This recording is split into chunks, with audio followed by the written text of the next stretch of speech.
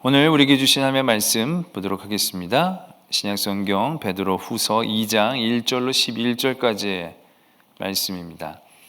제가 가지고 있는 신약성경 385면에 있는 베드로후서 2장 1절로 11절까지의 말씀을 저 여러분들 한 절씩 교독 드리도록 하겠습니다. 베드로서 2장 1절로 11절까지의 말씀입니다. 그러나 백성 가운데 또한 거짓 선지자들이 일어났었나니 이와 같이 너희 중에도 거짓 선생들이 있으리라. 그들은 멸망하게 할 이단을 가만히 끌어들여 자기들을 사신 주를 부인하고 임박한 멸망을 스스로 취하는 자들이라.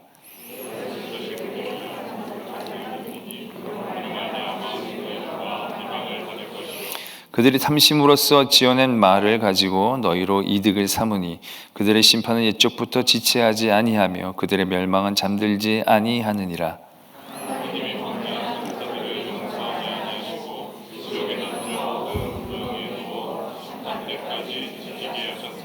옛 세상을 용서하지 아니하시고 오직 의를 전파하는 노아와 그 7 식구를 보존하시고 경건하지 아니한 자들의 세상에 홍수를 내리셨으며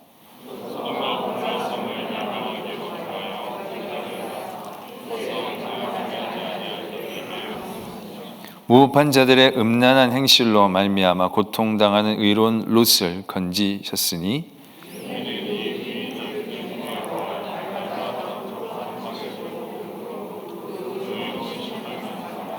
주께서 경건한 자는 시험에서 건지실 줄 아시고 불의한 자는 형벌 아래에 두어 심판날까지 지키시며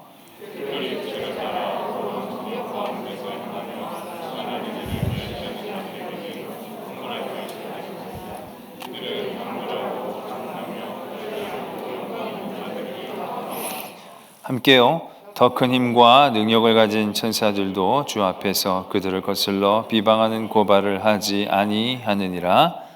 아멘. 하나님의 말씀입니다. 베드로후서의 말씀은 하나님의 교회 안에 들어온 악한 그러한 거짓된 가르침, 거기에 대한 경계의 말씀으로 우리에게 주고 계신다 라고 지난주부터 말씀을 드렸습니다. 예수 그리스도께서 우리와 함께 계셨고 승천하신 이후에 다시 오실 예수 그리스도를 기다리는 것이 결국 우리의 기본적인 신앙의 모습입니다. 근데 다시 오실 예수 그리스도에 대한 모습을 약화시키며 성도들의 마음들을 현혹하게 하는 가르침들이 생기게 되어졌습니다. 초기 기독교의 유명한 이단 중에 하나를 영지주의라고 얘기합니다. 영지주의 여러 가지의 모습들이 있지만 가장 대표적인 건 영이 숭고하기 때문에 상대적으로 육은 미천하다는 겁니다. 그래서 육이 하는 일들에 대해서는 별로 신경 쓰지 말자. 그럴듯해 보이지만 결국 이러한 일들은 어떠한 결과로 나타나느냐 하면 아무렇게나 살아도 되는, 자기의 쾌락대로 살아도 되는, 그러니까 어떻게 보면 굉장히 믿기 편한, 하고 싶은 거 하고 먹고 싶은 거 먹고 가고 싶은 거 다 가고 사람들이 저지른 거 다 저질러도 내 영은 깨끗하기 때문에 문제가 없다라고 생각하면서 사람들이 현혹시키는 그러한 영지주의적 이단들이 생겨나게 되었다는 것입니다. 어떻게 보면 그거는 그 시대에 특별하게 교회를 넘어뜨리기 위해 사단이 계획하고 작정한 그러한 특별한 이단이 아니었다라는 것입니다. 어떻게 보면 그러한 이단적인 요소들에 대한 위험성들은 처음부터 우리에게 있었다라는 것을 우리가 깨닫게 되어집니다. 오늘 말씀에서도 보면 1절에 보면 백성 가운데 또한 거짓 선지자들이 일어났었다. 이거는 지금 초대 교회 공동체 안에서의 이야기를 하고 있는 게 아니라요, 이스라엘 백성들의 역사들 가운데에서 나타난 수없이 많은 거짓 선지자들의 얘기들을 먼저 하고 있다는 얘기죠. 그 당시에도 분명히 하나님의 말씀을 받은 선지자 예언자들이 있었습니다. 그런 선지자들 예언자들이 다 하나님의 말씀을 받고 행했던 것은 아니었다는 것이죠. 대표적인 예를 들자라고 한다면 아합 왕 때에 있었던 사건들을 떠올릴 수 있습니다. 아합 왕이 남유다의 여호사밧 왕을 불러다가 함께 연합해서 아람을 공격하려고 했습니다. 그때 여호사밧 왕이 한번 선지자들에게 여쭤보자고, 물어보자고. 여호사밧 왕은 이제 믿음이 좋으니까 그런 제안을 하죠. 그래서 선지자들을 불러놓고 예언을 시킵니다. 근데 모든 선지자들이 가시면 이긴다고 횃불을 만들어가지고 하나님께서 이 횃불로 그 아람 사람들을 다 찔러 없애는 그런 환상을 주셨다. 그러니까 이제 길랄 라못으로 올라가시라고. 많은 선지자들이 다 그렇게 이제 예언을 해준 거죠. 그때 여호사밧 왕이 느낌이 안 좋으니까 또 다른 선지자는 없냐고 그랬는데, 그때 선지자 한 명이 또 있었는데 그게 미가야라는 선지자인데, 이 선지자는 늘 아합 왕에 대해서 좋지 않은 얘기만 했던 그러한 이제 선지자였던 것 같습니다. 그래서 부르지 않았는데 이 여호사밧 왕이 청을 하니까 불러오라고 얘기를 하죠. 그때 이제 미가야 선지자가 와서 얘기를 합니다. 오는 도중에 신하들도 신신당부를 하죠. 다 선지자들이 좋게 얘기했으니까 선지자도 좋게 얘기 좀 해달라고. 그랬을 때 이제 미가야가 처음에는 이길 거라고 올라가라고 이제 얘기를 했는데, 이제 느낌이 벌써 쎄하니까 솔직하게 얘기해보라고 얘기했더니 이제 그 다음에 설명을 하죠. 하늘에서 회의가 열렸는데 하나님이 어떻게 아합을 넘어뜨릴 수 있겠느냐. 그때 한 영이 나타나서 내가 다른 사람들에게 거짓 영을 넣겠습니다. 그래서 거짓 영으로 아합을 꿰어서 죽으러 가도록 그렇게 만들겠습니다. 그렇게 회의가 진행됐다는 얘기를 미가야가 하는 거죠. 그 옆에서 듣고 있었던 이 시드기야라는 선지자가, 말하자면 아까 그 횃불을 만들고 아합이 이길 거라고 얘기했던 그 시드기야라는 선지자가 미가야의 뺨을 때리죠. 뺨 때리면서 누가 나한테 거짓 영을 줬냐, 너만 잘났고 뭐 너만 그러느냐, 이게 어디 와서 그렇게 얘기를 하느냐. 이제 시드기야가 그렇게 이제 화를 내면서 따귀를 때리는 그러한 장면이 말씀에 적혀져 있는 것을 보게 됩니다. 참으로 많은 것들을 고민하게 하는 대목이죠. 왜냐하면 어떻게 보면 이 시드기야도 거짓 영이 들어왔기 때문에, 영은 영인 거죠. 그러니까 초자연적인 어떤 현상들이라고 얘기할 수 있는 거죠. 내 생각을 얘기한 건 아니고요. 거짓 영이 들어와서 얘기하게 한 겁니다. 그러니까 어떻게 보면 이 시드기야도 누군가가 와서 그렇게 보여주는 것으로 생각할 수밖에 없는 그런 대목이 되는 거죠. 그런 대목 가운데 굉장히 고민하게 되죠. 야, 그러면 거짓 영과 진짜 영을 구분을 어떻게 하느냐. 우리도 지금 왔는데 어떤 신비스러운 소리가 내일 거길 가지 마라, 가라, 뭐 이런 고민을 할 때, 가라, 가지 마라 할 때 어떤 사람이 가라라는 얘기를 들리면, 내가 하는 얘기가 아니라 정말 어디서 누군가 거기 꼭 가라 그러면 우리의 마음 속에서는 그걸 어떻게 이해하겠습니까? 초자연적인 현상이니까 당연히 우리는 들으려고 하겠죠. 그런데 그런 많은 일들이 구분하기가 굉장히 어려운 것 같지만 구분하기가 그렇게 어려운 건 아니라는 얘기죠. 왜냐하면 거짓 영이 그의 마음 가운데에 들어간 것을 그가 거부할 수 있는 기회들은 얼마든지 있었다는 거죠. 그런데 그 거짓 영을 그가 받아들일 수 있었던 것은 그의 마음 가운데 이미 그렇게 얘기하고 싶은 욕심이 가득 찼기 때문이다라는 얘기죠. 그런 마음이 그 안에 있었기 때문에 그 음성이 더 확실하게 들렸고, 그 음성을 들은 이후에 그는 여과 없이 그런 일들을 하고 싶은 대로 했을 것이죠. 그러니까 어떠한 자기 안에서의 그렇게 얘기하고 싶은 탐심과 욕심들, 그것이 그 안에 있었기 때문에 그런 일들이 쉽게 벌어질 수 있었던 것. 어떻게 보면 어렵지 않게 구분할 수 있었던 아합 왕이 했던 여러 가지 일들을 하나님의 편에서, 하나님이 진짜로 하시고 싶으신 말씀은 뭡니까? 라는 자세로 듣고 경청하려고 했었더라면 그런 거짓 얘기에 휩싸이지 않고, 거짓 얘기가 들렸다 할지라도 그것에 대해서 다시 한번 검증하려고 했을 그런 노력과 도전들이 분명히 있었을 터인데, 그의 마음은 이미 그 얘기를 하고 싶은 탐심과 소욕 가운데 휩싸여 있었기 때문에 그런 얘기를 들은 거죠. 우리도 그런 경험들이 어렵지 않게 경험하는 경우들이 있습니다. 뭐냐면 하나님의 음성을 듣기를 원합니다 라고 얘기하면서 그의 마음 가운데 강력하게 진짜 하나님의 뜻을 듣고 싶은 게 아니고, 내 마음에 강력한 어떤 소욕을 가지고 그런 음성으로 막 듣고자 했던 그런 마음들, 그러면 정말 스치는 바람 소리에서도 자기가 듣고 싶은 소리를 찾아낼 수 있는 게 인간의 욕심이지 않겠는 거죠. 제가 전에도 그런 예를 적지 않게 드렸는데, 이렇게 신학교 보면 신학교에서 전도사님들이 결혼을 위해서 기도를 막 하는데 그 자매다라고 응답을 받는 거죠. 그 자매에게 가서 응답을 주셨습니다. 하나님이 당신과 사귀라고 만나라고 합니다. 그렇게 얘기를 했는데 이 자매는 놀라는 거죠. 왜냐하면 그런 응답을 받은 전도사님들이 많으니까. 그건 하나님의 음성이 아닌 거죠. 하나님이 뭐 일처다부제의 세상을 꿈꾸시면서 여러 세계 그런 마음을 주셔가지고 한 자매랑, 이거 아닌 거죠. 하나님의 뜻이. 근데 왜 그런 현상이 일어납니까? 너무 그 자매가 속에서 좋으니까 하나님의 음성을, 하나님의 뜻을 알기를 원합니다. 그래서 막 기도를 하면서 그 하나님의 음성에 대해서 얼마나 자기적으로, 자기 위주로 그렇게 해석할 수 있겠냐, 할 수 있다라는 것을 우리가 적지 않게 경험할 수 있는 거죠. 자기의 욕심이라는 것들이 얼마나 많은 잘못된 소리와 이단들을 만들어낼 수 있는지. 오늘 그런 거짓 선지자들의 역사성에 대한 얘기들을 하고 있는 것입니다. 그건 어떻게 보면 거짓 선지자들의 역사성이 아니라 우리들이 갖게 되어지는 연약한 부분들, 죄된 부분들, 완악한 부분들, 그것이 결국 이단의 시작이고 이단이 생길 수밖에 없고 이단이 역사성을 가질 수밖에 없고 또 이단이 우리 가운데 치명적으로 나타날 수밖에 없는 그러한 구조가 되어진다는 것이죠. 그러니까 특별한 어떠한 가르침이나 아주 현혹적인 어떠한 구조를 가지고 이단들이 들어오는 게 아니고요. 우리가 갖게 되어지는, 우리가 늘 경험하게 되어지는 우리의 연약함, 결국 거기에로부터 잘못된 가르침들이 계속적으로 파고드는.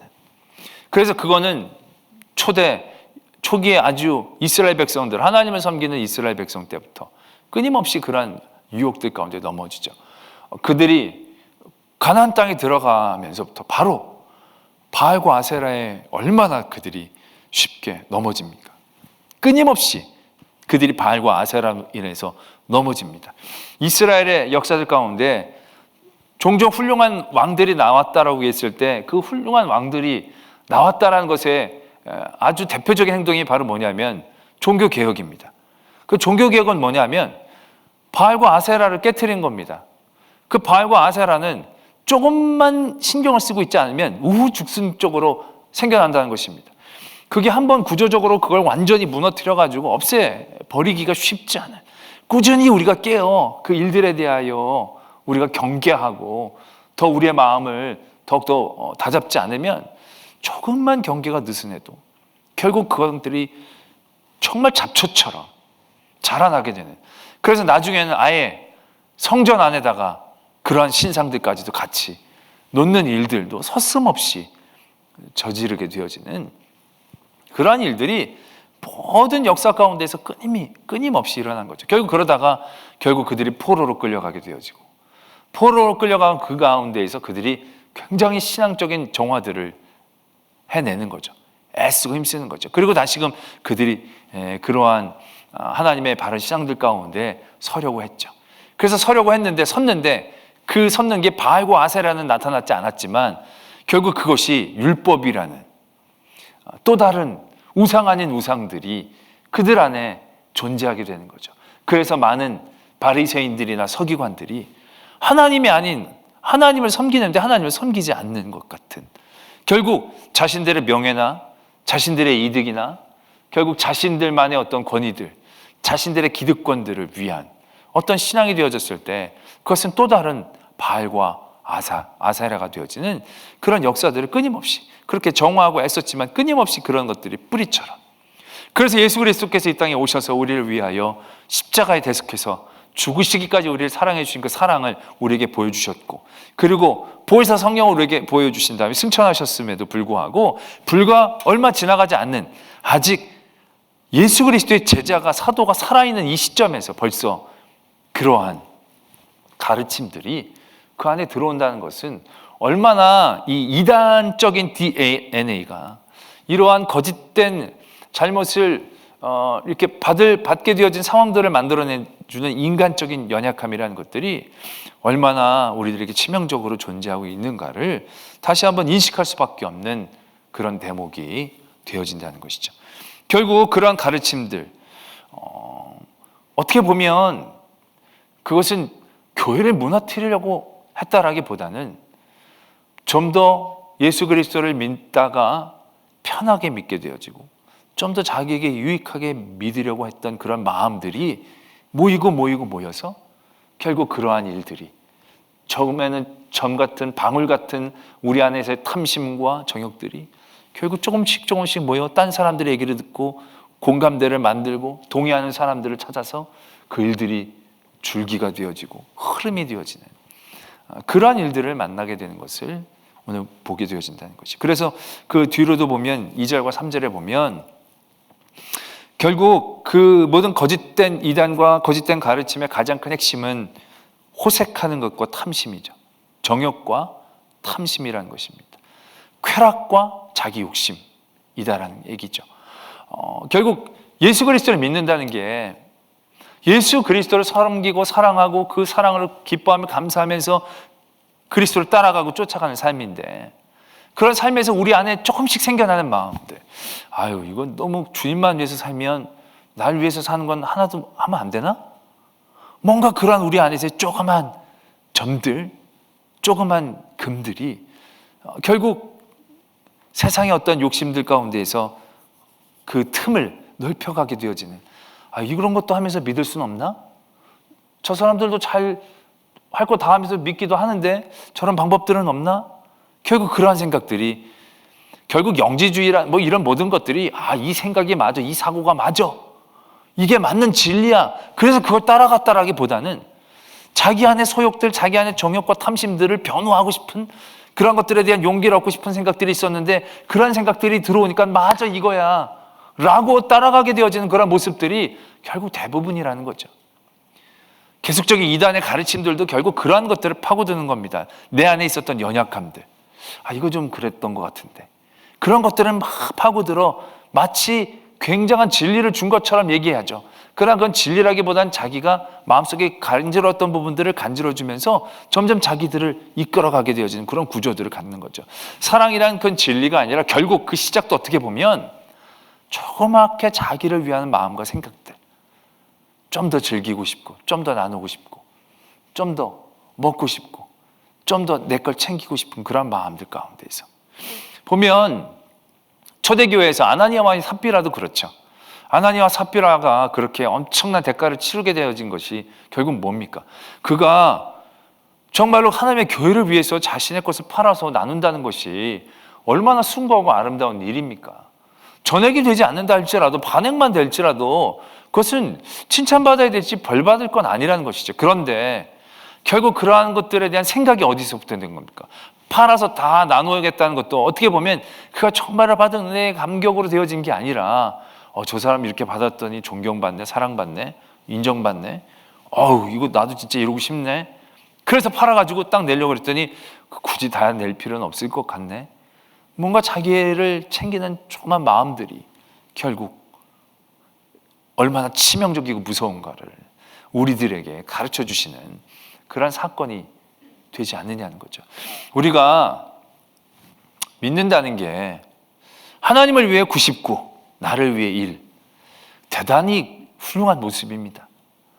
그러나 내가 99를 드리기 때문에 1 정도는 나를 위해서 해도 되겠지 라고 생각을 할 때, 그때부터 신앙은 변질되기 쉬운 자리에 서게 된다는 것을 우리는 분명히 깨달아야 하는 거죠. 우리가 하나님을 믿는 거, 예수님을 믿는 거, 여기서 보면 나의 쾌락, 나의 욕심, 어떻게 그런 것들을 다 내려놓고 우리가 정말로 숭고하게 그렇게 믿을 수 있겠냐?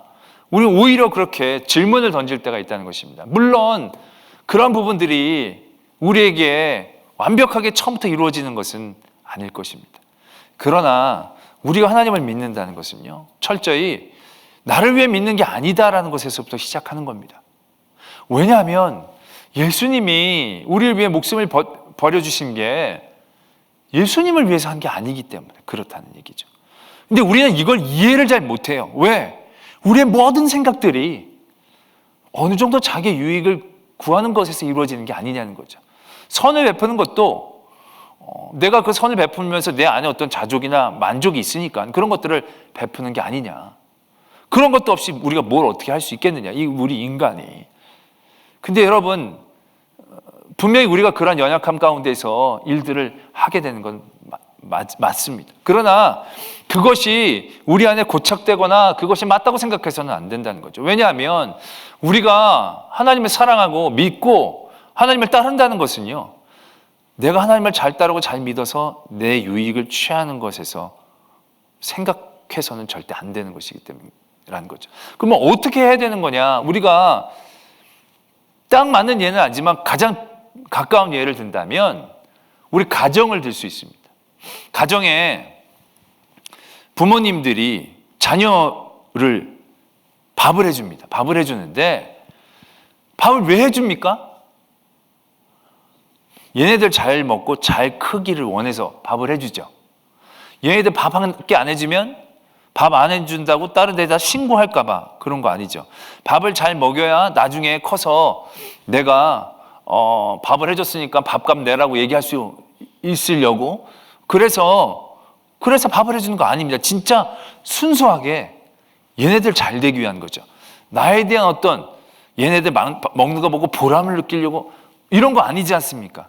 정말 그 대상을 위해서. 자녀들이 부모님들이 건강하기를 원합니다. 왜 건강하기를 원합니까? 그 부모님이 건강한 게 그냥 좋으니까.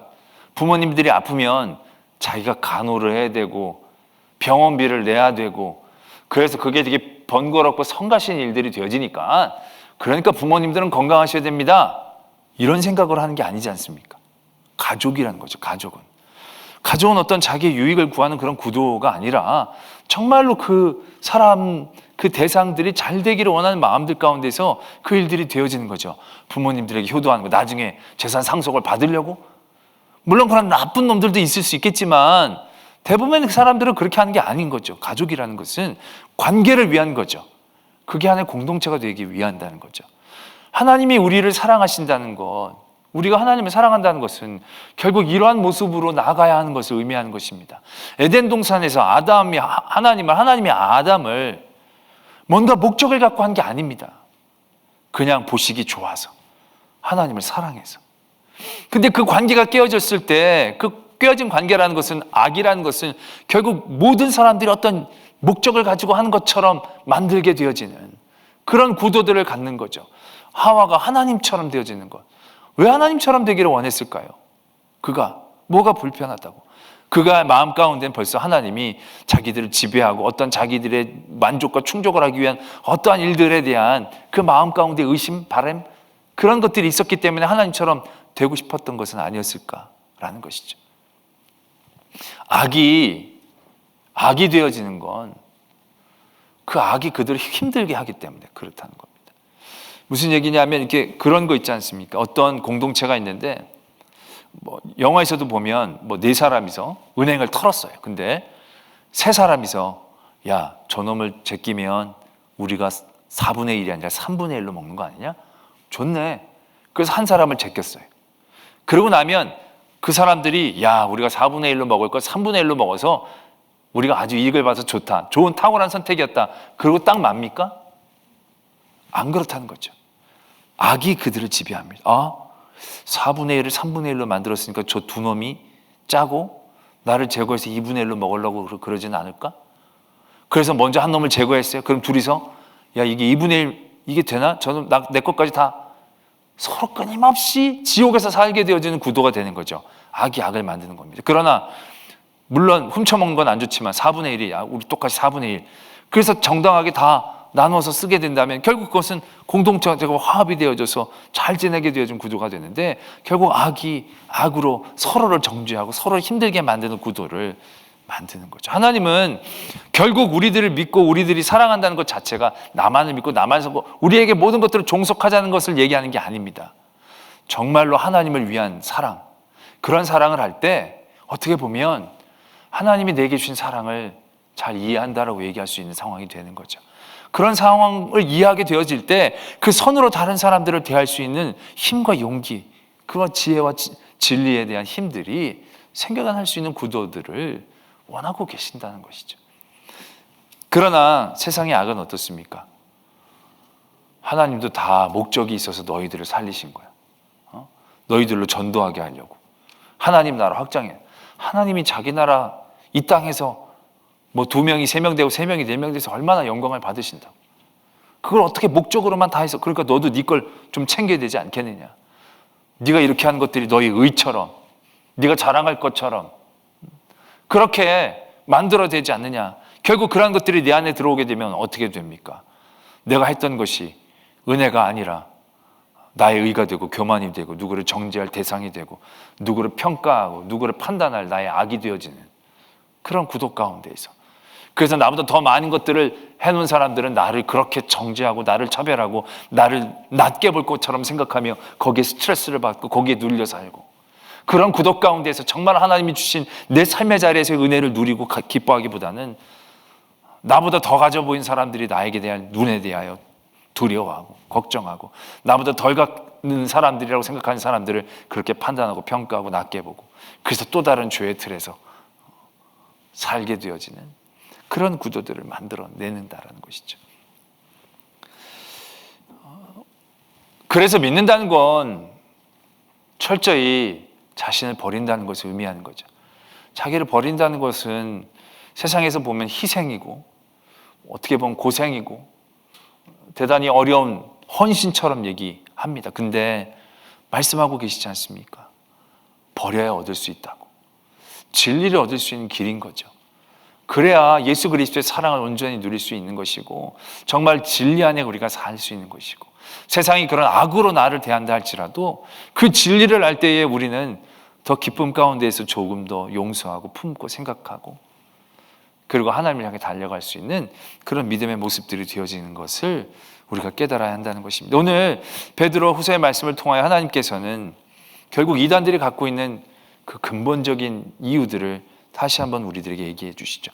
이런 가르침들 이렇게 하고 성경 공부하자 그러면 그게 문제가 되는 거고, 뭐 이런 여러 가지의 어떤 세부적인 게 아니라 결국 그러한 일들 가운데에 연약하게 넘어가는 내 안에 쾌락을 쫓는 마음들, 또 내 안에 탐심들, 그건 뭐 많은 것들을 요구하는 게 아니라 결국 내 구원, 나만 어떻게 들어가기를 원하는, 어떻게 보면 우리가 14만 4천이라 그래서 그 안에 꼭 들어가야 된다는 나 자체가 가장 성서적이지 않은 마음인데, 그런 것에 대해서 사람들은 내가 들어가고 내가 그 안에 올라가면 다 괜찮아. 누구를 밟고 올라가는 곳이 하나님의 나라가 아닌데 우리 누구를 밟고 올라가야 그게 하나님의 나라인 것처럼 생각하게 되어지는 그런 마음들이 결국 우리 안에 거짓된 가르침과 이단들이 들어오는 그러한 분명한 길이다라는 것을 우리에게 다시 한번 말씀해 주고 계시는 거죠. 그리고 나서 하나님께서는 그런 악한 사람들이 갖게 되어지는 분명한 심판들을 말씀하고 계시는 거죠. 어떻게 보면 노아 시대 때의 많은 사람들, 소돔과 고모라 성에 있었던 모든 사람들, 또한 악한 모든 영들, 그런 사람들은 반드시 심판당한다는 것에 대한 분명한 메시지임과 동시에 결국 그들이 그 자리에서 벗어나지 못했던 그러한 모습들을 우리가 경계하며 바라봐야 하는 거죠. 저 사람들은 죄졌네, 그때 다 잘못해서 죽었네. 그러나 노아 시대 때에 노아의 가족밖에 구원을 받지 못했다는 사실들, 또 소돔과 고모라 땅에서 롯의 가족들 이외에는 구원을 받을 사람이 한 사람도 없었다는 것. 아브라함이 50명 45명, 나중에 10명까지 하나님이 깎아주셨지만 단 10명의 사람도 찾기가 어려웠던 그것을 이렇게 얘기하지 않습니까? 그 불법한 행실을 보고 심령이 상했다는 거죠. 고통을 받았다는 거죠. 그렇게 살아간다는 게 쉽지 않다는 것을 의미하는 거죠. 그만큼 세상의 압도적인 가치관들이라는 것이 얼마나 치명적이고 당연하고 모든 사람들이 다 아는데요 라고 얘기하는 그것이 얼마나 우리에게 깨어 있어야 될 부분이고 또 경계해야 될 부분인가 라는 것을 우리에게 말씀하고 계신다는 얘기죠. 악한 자의 형벌을 분명히 얘기하시면서 그것이 우리들에게 늘 질문이, 빨리 그 사람들이 벌을 받았으면 좋겠는데 그렇진 않죠. 그러나 악한 사람들의 법은 이미 시작하고 있는 겁니다. 그들이 그런 악한 마음 가운데 그들의 삶이 진실이고 그들의 삶이 지혜로운 삶이고 그들의 삶이 맞다라고 생각하면서 그렇게 살아가는 사람들의 삶 자체가 얼마나 그들 스스로를 어둠 가운데 피폐하고 스스로를 심판하는 자리에 그들을 몰고 있는지. 소돔과 고모라 땅 사람들이 행복하고 즐겁게 살았을 것 같습니까? 롯을 찾아온 사람들을 찾아가서 끌어내라고, 우리가 그와 상관하여야겠다라고. 지금 어떻게 보면 그들은 그 안에서 또 다른 쾌락을 쫓기 위해서 끊임없이 굶주리고 있었다는 거죠. 그러다 낯선 이방인이 오니까 이방인들을 그들의 쾌락의 대상으로 삼으려고 그렇게 발버둥치는 모습들, 거기서 그들이 얼마나 굶주려 있는가, 얼마나 갈급함을 채우지 못하고 있는가. 찾아온 손님들을 대접하고 잘해주려는 마음이 아니라 그 사람들을 그렇게 해코지해야겠다는 마음을 갖고 있는 그런 사람들, 그 사람들의 마음들. 우리가 요즘 그 화제가 되고 있는 그 N번방이라고 얘기하는 그런 음란물을 만들고 가학행위를 시키는 그런 사람들의 마음들, 가학행위가 처음에는 아무것도 아닌 것이 끊임없이 더 가학해지고 더 잔인해지고, 그러면서도 그들 스스로가 전혀 알지 못하면서. 근데 그들 얘기하잖아요. 나를 이러한 뭐라 그러죠? 이런 악마의 짓에서 자기를 건져내줘서 고맙다? 물론 그것도 얼마나 진심인지는 모르겠지만 그들 스스로가 알면서도 빠져나오지 못한 틀 가운데서 그들이 살고 있는 거죠. 이미 악이 그들의 악을, 그들의 삶을 지배하고 그들 스스로를 심판해 나가는 그런 삶 가운데 있는 거죠. 그러한 것들을 부러워하고 그러한 것들을 바라고 그런 것들에 대한 조금이나마 우리 안에 아쉬워하는 마음과 모습들이 결국 이단, 시작인 거죠. 그런 모든 일들 가운데서 우리가 하나님을 향한 바른 믿음에 대한 깨어있음, 하나님을 사랑한다는 것, 하나님을 믿는다는 것에 대한 마음이 어떤 것인지 잘 알아갈 수 있는 죄들 되어지기를 소망합니다.